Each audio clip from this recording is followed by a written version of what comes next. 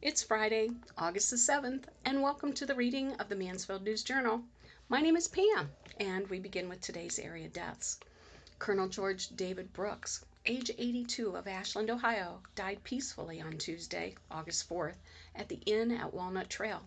Funeral service will be held at 11 a.m. on Saturday, August 15th, at Vermilion Baptist Church in Perrysville, where the family will be receiving friends from 9:30 until the time of service.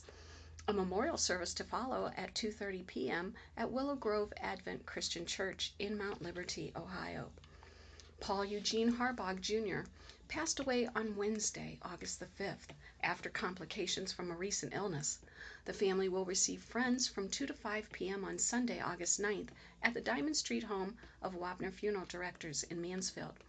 A service will be held at the funeral home beginning at 11 a.m. on Monday, August the 10th.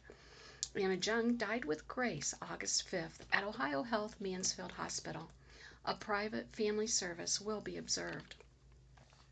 Anna Lee Justice, age 79, went to be with the Lord August 5th at her home. Funeral services will be held at 1 p.m. Monday, August the 10th at Grace Point Sanctuary in Lexington. Friends may call Monday 1 hour prior to the service at the church. Dennis Kempf, DDS, passed away. Out of respect and concern for public health and safety, the family has chosen to cancel all funeral services that were scheduled for Dennis Lee Kempf, DDS. We are sorry for any inconvenience. Herman R. Lester Sr., 66, of Lexington, passed away at his home on Friday, July 31st. Family and friends may visit from 12 to 2 p.m. on Friday, August 7th, at the Diamond Street home of Wapner Funeral Directors. Immediately following, there will be graveside services at 2 p.m. at Mansfield Cemetery. Well, this concludes the area deaths listed in the Friday Mansfield News Journal. So, on to our first article. Commissioners OK COVID-19 Funding and Annexation by Al Lawrence. Fighting the financial effects of the coronavirus pandemic continues to dominate the agenda for the Richland County Commissioners. The board, during its regular meeting on Tuesday, approved COVID relief and other funding in 3 areas, including the Community Alternative Center, or the CAC.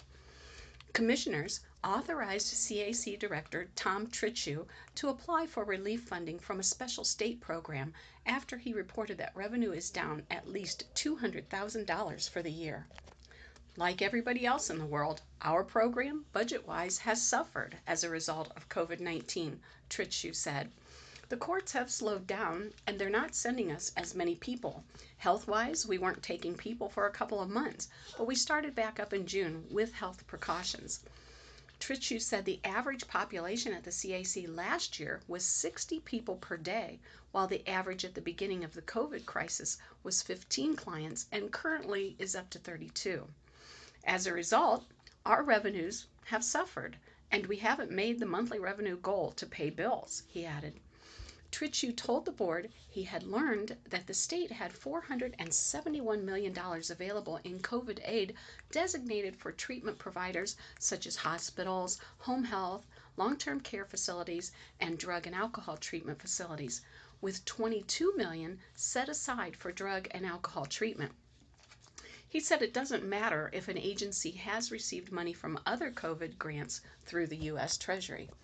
Trittschuh also reported that the CAC has been recertified as a treatment facility for another 3 years. Commissioners also approved $611,998 contract with Co-File Technology Incorporated of Dallas, Texas, through the state purchasing program to digitize mortgage deeds and indices from, get this, 1846 to 1989 that are stored at the courthouse and the county's Longview Avenue facility.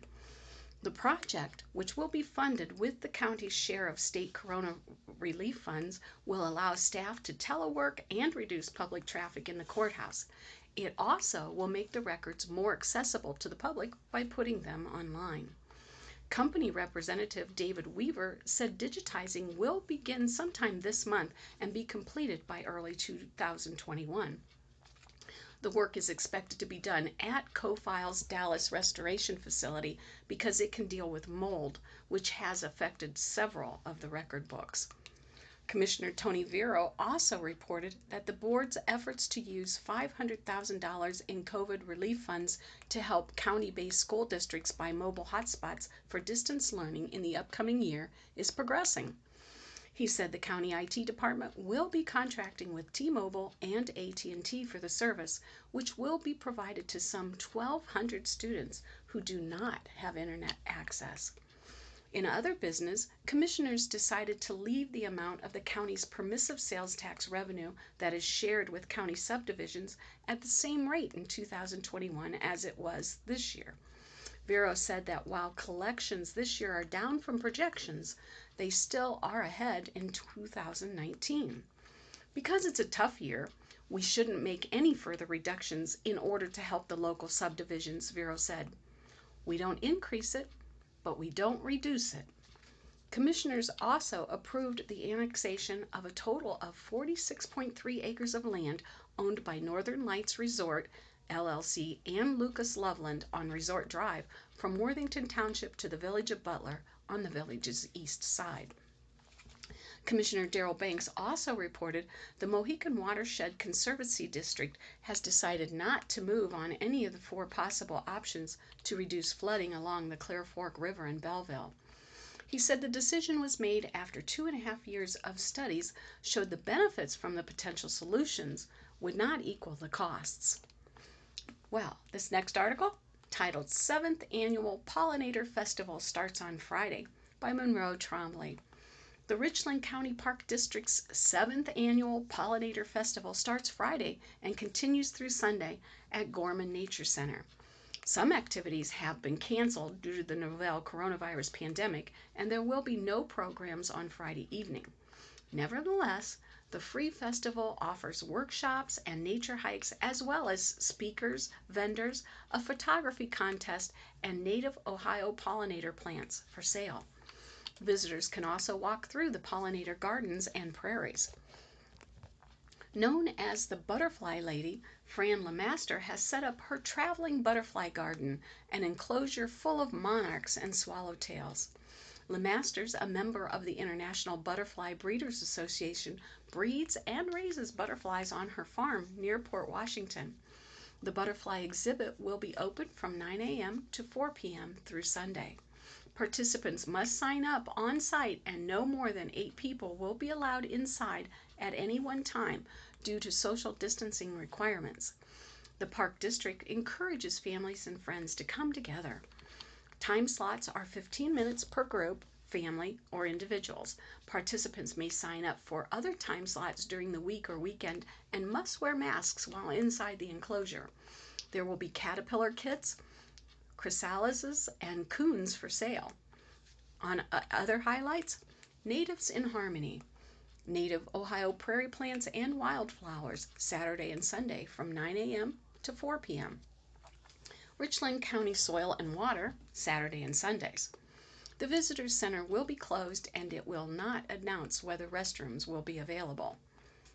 This next article is titled Lexington School Board Gets Building Update by Mark Caudill. Dirt will move next month in the district's building project. The Lexington Local Schools Board of Education had a special meeting Tuesday to get an update on the July 12th building project. Scott Ellman, project manager from Then Design Architecture, told members the project has been divided into 2 parts, an early site package and a building package. Through the Ohio Facilities Construction Commission's Expedited Local Partnership Program, the district can use its local share of the construction project to build 1 of 2 new schools while it waits for state money. Residents approved a bond issue in November of 2018.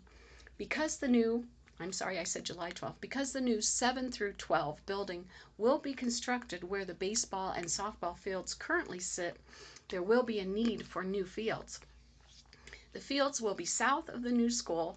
Other facilities at the athletic complex will be a concession stand, support buildings, and soccer fields. The new fields will be irrigated, which will help with drainage. The concession stand will include a 4-foot overhang to offer protection from the elements. Seating capacity for the baseball field will be about 230 compared to 200 for softball. Scoreboards will be in center and right field for baseball and softball, respectively. Big machinery will be stripping the dirt. That will be happening into the fall, says Andy Lowther, project manager and an employee of Shook Construction. He added the time frame will include building the concession stand during the fall and winter and the bleachers and press box in the spring. We want to go through 2 growing seasons, Lowther said. In the interim, the Village of Lexington will allow the softball team to play on its fields. The baseball team is scheduled to play at Mansfield Christian, which may not have enough interest to field a team, Assistant Superintendent Jeremy Seacrest added. Lowther also fielded a question about lights at the new fields. The means to put lighting in will always be there, but lighting would be more expensive than the electrical work for the whole project, he said. The early site package has a scheduled completion date of April 2021.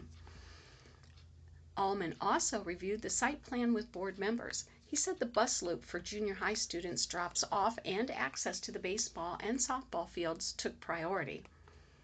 The original drop-off point was a path off of Ohio 546. It was fairly apparent that visibility became an issue when we did a traffic study, Allman said. Superintendent Mike Ziegelhofer said there was a problem turning left. Seacrest added, it was an accident waiting to happen. The point has been moved farther south. It's the safest entrance to the southern drive, Allman said. Seacrest suggested adding speed bumps. Allman also showed the board an artist's rendering of different parts of the new building. Those included the cafeteria and a meeting/collaborative area. The color scheme was a bit off. It looked more magenta than Lexington's traditional purple, prompting a bit of a joke. Planners are considering using 50% less space for lockers in the high school and a similar reduction for junior high students. High school kids don't use lockers, Ziegelhofer said. An elevator has been moved to a more central location between the junior and senior high wings to better accommodate students who struggle with mobility. In other business, the board discontinued the blended learning model and accepted the remote learning plan per the Ohio Department of Education for the 2020-21 school year. Met in executive session for about 30 minutes, but took no action. The meeting marked the final official function for Ziegelhofer, who is retiring after 32 years with the district, including the past 22 years as superintendent. Our next article, Lucas Schools Getting School Resource Officer by Lou Whitmire. The Richfield County Sheriff's Office and the Lucas School Board of Education have entered into an agreement with the Richland County Board of Commissioners to provide a full-time school resource officer.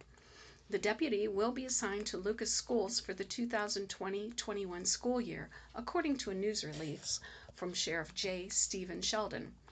Lucas Schools will pay 100% of the deputy's wages for days school will be in session. The Richland County Commissioners have agreed to pay the deputy's wages when not assigned to the school. Superintendents from Crestview and Lucas Schools interviewed Deputy John Van Houten for the position. Superintendent Brad Herman selected Van Houten for the position as both superintendents agreed that he would be a good fit for the position.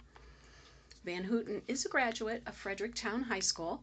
He served 6 years in the Air National Guard. He also graduated from the North Central Technical College Police Academy in April 1999. Since his graduation, he was a police officer at Lexington Police Department for over 19 years, was a member of Richland County's SWAT team, and recently joined the Richland County Sheriff's Office in 2019. Van Houten has coached Mansfield Senior High School's soccer team the past 4 years and coached youth soccer 6 years prior in the Mansfield area. Van Houten said, I have enjoyed coaching and interacting with youth, and I look forward to my role with Lucas Schools. There are now SROs at Madison, Crestview, and Lucas Schools in the Richland County Sheriff's Office's jurisdiction. The Sheriff's Office would like to see SROs in all county schools under the Sheriff's jurisdiction in the near future, Sheldon said. This next article, St. Peter's School plans multi-tiered reopening. In Mansfield, St. Peter's released a reopening plan earlier this month for the upcoming school year. The Restart Smart Plan calls for a multi-tiered approach to both ensure the health and safety of faculty, staff, and students while providing an academically engaging experience, according to a news release. A crucial part of the school's plan is the flexibility for parents to choose a learning environment that best fits a family's needs or comfort level.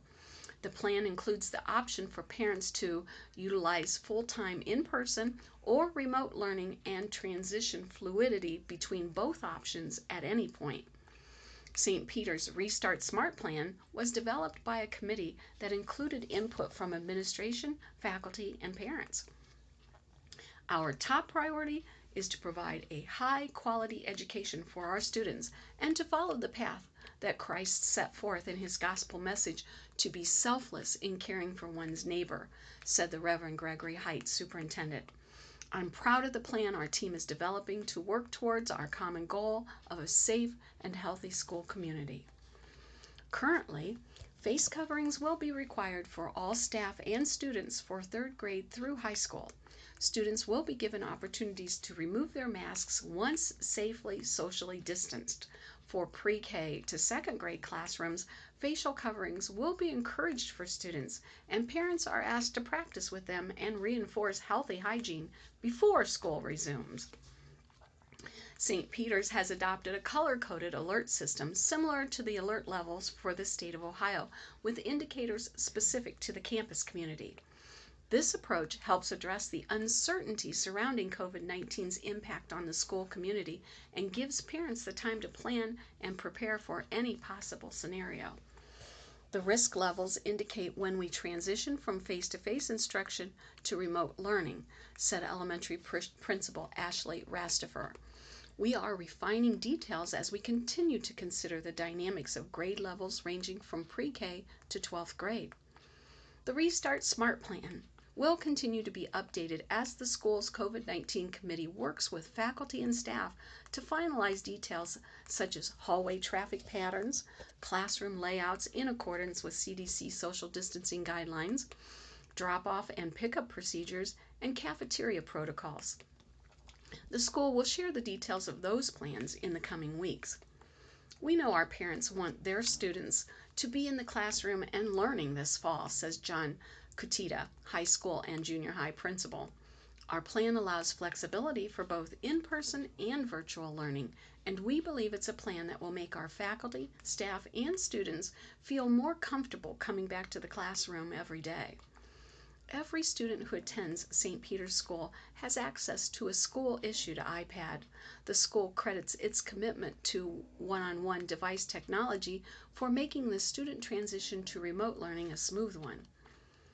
Faculty continue to build on the best practices for remote learning, learned after the state of Ohio issued stay-at-home orders in March, and develop ways to transition between traditional and virtual classrooms seamlessly. St. Peter's Restart Smart Plan is a fluid document evolving in response to the impact of the COVID-19 in Richland County. St. Peter's School is still accepting applications for the 2020-21 school year. However, due to a commitment to abiding by the safety recommendations in place, space is limited. For more information on the plan or enrollment inquiries, visit restartsmart.org. Next article, Galion police officer testifies Tups pulled gun on woman, by Zach Tugel. A Galion police officer who responded the day Jason Tups was arrested agreed on the witness stand Wednesday that none of the on-duty officers there that day wanted to visit the scene of the man's initial wreck. Instead, they arrested Tups, now 45, who at the time was a deputy with the Crawford County Sheriff's Office. Tups is on trial, facing charges of abduction, a 3rd-degree felony, improper handling of a firearm, a 4th-degree felony, and operating a vehicle under the influence, using a weapon while intoxicated, and aggravated menacing, all first-degree misdemeanors. Visiting Judge Robert Pollux, a retired common pleas judge from Wood County, is hearing the case. Maggie Tamero, a state senior assistant attorney general special prosecutor, is handling prosecution for the state. Tubbs was arrested about 7 p.m. July 9th, nearly 3 hours after he left work at the Crawford County Justice Center, where he works as a corrections officer. He was still wearing his uniform badge and service weapon when he ordered a woman out of her vehicle.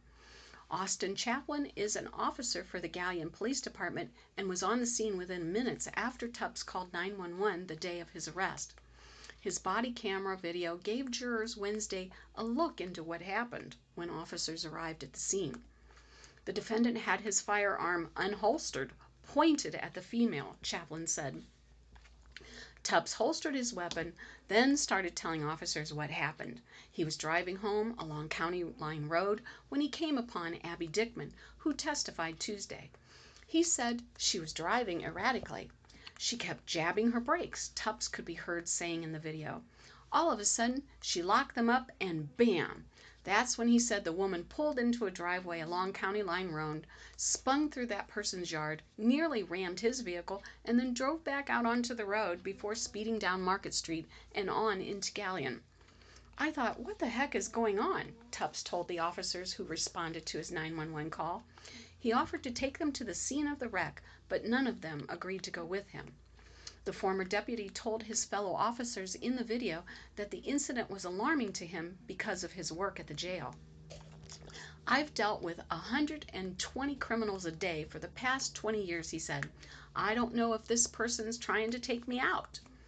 Chaplin seemed to agree by saying, yeah, I feel ya. Once Tubbs followed Dickman to what proved to be her uncle's home in the 300 block of Croft Street in Galion, he ordered her out of her car and kept her on the ground at gunpoint until backup could arrive.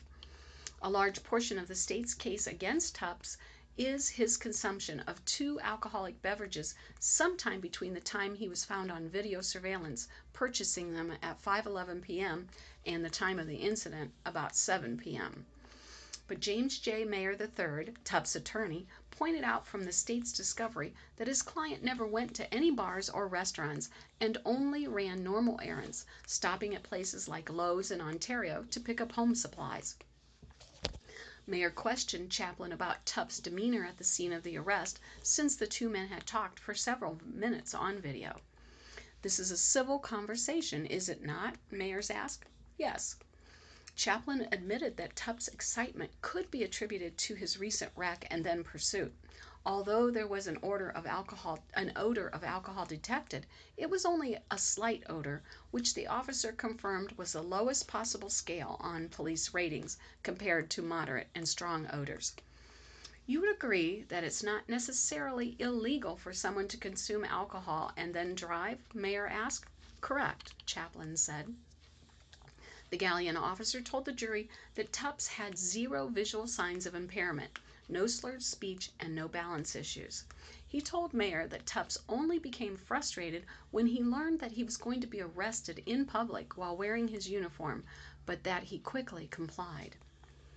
Has authority to arrest? Crawford County Deputy Chris Holzmeyer is a canine handler for the county. He responded to the call July 9, 2018, after hearing it over the radio. He had no other duties at the time, so chose to arrive in a supporting role. He told the state's prosecutor that he had only known Tubbs from seeing him in the jail. They had never worked together since Tubbs never did street work and he never did jail work. Do correction officers make arrests on the street? Tamero asked him. No, Holzmeyer said. He said someone in Tubbs' role would never go on patrol and is not issued a cruiser. When Mayer cross-examined Holzmeyer, he got the deputy to confirm that Tubbs was a legitimate deputy sheriff who just worked in a different department from him. He has the authority to make arrests, Mayer said. Oh, yes, Holzmeyer said. These are arrests that can be made either on duty or off duty, correct? Mayer went further. Yep, Holzmeyer answered. Duty pistol to be tested. Early Wednesday, the state called Galleon officer Corey Grant to the stand. During that period of questioning, Mayer asked if the duty pistol recovered from Tubbs was found to be operable. Grant said that's not something he would ever know. Mayer asked him how firearms testing works. It is done by an officer who was there during the arrest, or by a detective or someone else later. Grant said he wasn't aware of any firearms being tested, but they could be. So all you know for sure is that you don't know if this weapon has been test fired, Mayer asked. I do not, Grant answered. Once jurors were allowed to recess for lunch, Tomorrow approached the judge and asked for special permission to have Tubbs' .40 caliber Glock tested. I'm going to allow you to take the evidence and have it tested, Pollux said.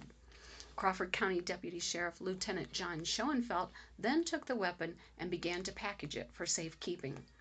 Can you check that for a safety? Mayer asked Schoenfeld from across the courtroom.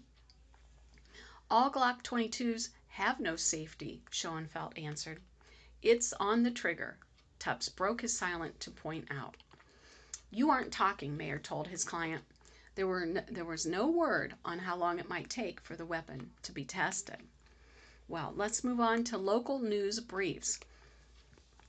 In Mansfield, the Richland County Regional Solid Waste Management Authority will close the electronics collection facility located at 1125 National Parkway to the public on Saturday.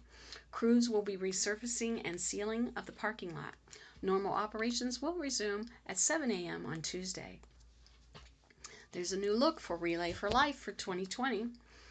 In Ashland, due to COVID-19, Relay for Life of Ashland County, Mid-Ohio, will look a little different this year. Relay for Life will host a Luminaria drive-through from 6 to 8 p.m. August 15th at the Ashland County Fairgrounds.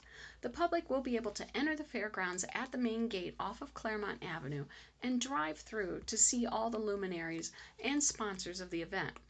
There will also be food trucks in the parking lot. To purchase a Luminaria, go to the relayforlife.org/Ashland. Ohio sales tax holiday this weekend. In Columbus, Ohio, Ohio's 6th annual sales tax holiday takes place today through Sunday. The sales tax holiday provides consumers with an exemption from paying state and local sales tax on all clothing and footwear up to $75 per item, as well as school supplies and school instructional materials up to $20 per item the first weekend of every August. Eligible items are tax-free at Ohio retailers, whether purchased in-store or online. However, the online exemption only applies to items delivered to or picked up in Ohio. Well, friends, this concludes the reading of the Mansfield News Journal for Friday, August the 7th. My name is Pam, asking you to please stay in if you can. Be safe, be blessed, and make it a great day.